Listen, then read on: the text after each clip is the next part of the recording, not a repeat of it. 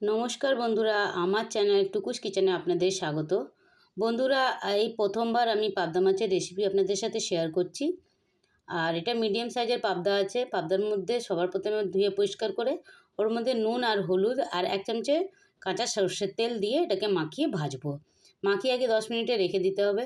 যে কোনো আঁশ ছাড়া মাছের মধ্যে একটু যদি সর্ষের তেল দিয়ে মাখিয়ে ভাজবেন তাহলে দেখবেন ফাটবে না। অনেক সময় এই মাছগুলো ফাটে একটুখানি। তো এটা করে দেখবেন বন্ধুরা, এটাও আমি একজনের থেকে শিখেছিলাম। তো এটা করার পরে দেখি মাছগুলো আর ফাটে না, তাই জন্য আপনাদের সাথেও শেয়ার করলাম। নুন আর হলুদ দিয়ে মাখিয়ে রেখে দিচ্ছি। এখানে 500 মতন পাবদা আছে। তবে আমি এটা দিয়ে দুটো রেসিপি করব, পুরোপুরি একটা করব না। আর দুটো রেসিপি আমার দুটো ভিডিওতে আপলোড করা থাকবে, অবশ্যই কিন্তু দেখবেন। আর তো এখানে সবার প্রথমে এখানে সর্ষের তেল নিয়ে নিচ্ছি। তেলটাকে একটু ভালো মতন গরম করে নিতে হবে। তারপরে এক এক করে পাবদাগুলো ছেড়ে দিচ্ছি। তবে একটু ঢাকা দিয়ে দিয়েছিলাম, তো একটু জল জল হয়ে গেছিলো বলে জলটা ছিটকাচ্ছিল তার জন্য। আর তারপরে দেখুন এপিট ওপিট করে একদম খুব বেশি কড়া করে ভাজতে লাগবে না। আর এটা একটু মিডিয়াম সাইজের ছিল বলে এটা তাড়াতাড়ি ভাজিয়ে গেছে।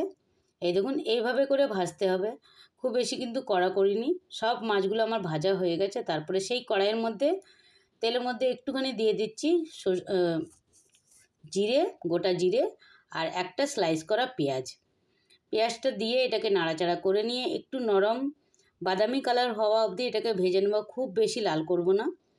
আর বন্ধুরা, কারা কারা তোমরা পাবদা মাছ খেতে ভালোবাসো অবশ্যই কিন্তু কমেন্ট করো। আমি আমার চ্যানেলে এটা কিন্তু প্রথমবার পাবদা মাছের রেসিপি আপলোড করলাম। তারপরে পেঁয়াজটা যখন পুরোপুরি ভাজা হয়ে গেছে, তারপরে এখানে একটা টমেটো ভেতর দিয়ে যে দানাগুলো হয় সেটা ফেলে দিয়ে আর 3-4টে কাঁচা লঙ্কা দিয়ে এটাকে কষিয়ে নিচ্ছি।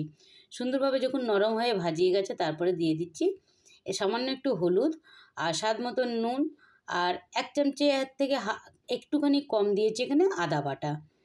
আদাটা খুব বেশি করে আমি মিহি করে বাটিনি, চাইলে তোমরা একটু মিহি করেও বাটতে পারো। আর 1/2 চামচে দিলাম জিরের গুঁড়ো আর 1 চামচে দিয়েছি লাল লঙ্কার গুঁড়ো। খুব বেশি মশলাও যাবে না।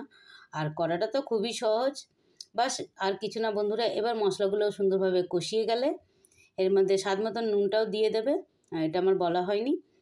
তারপরে এটাকে একটু নাড়াচাড়া করার পরে এখানে খুব অল্প জল দেব। যেহেতু মাছটা একটু মাখা মাখা রাখবো তার জন্য খুব বেশি জল দিচ্ছি না। এখানে 1 বাটি মতন জল দিয়েছি।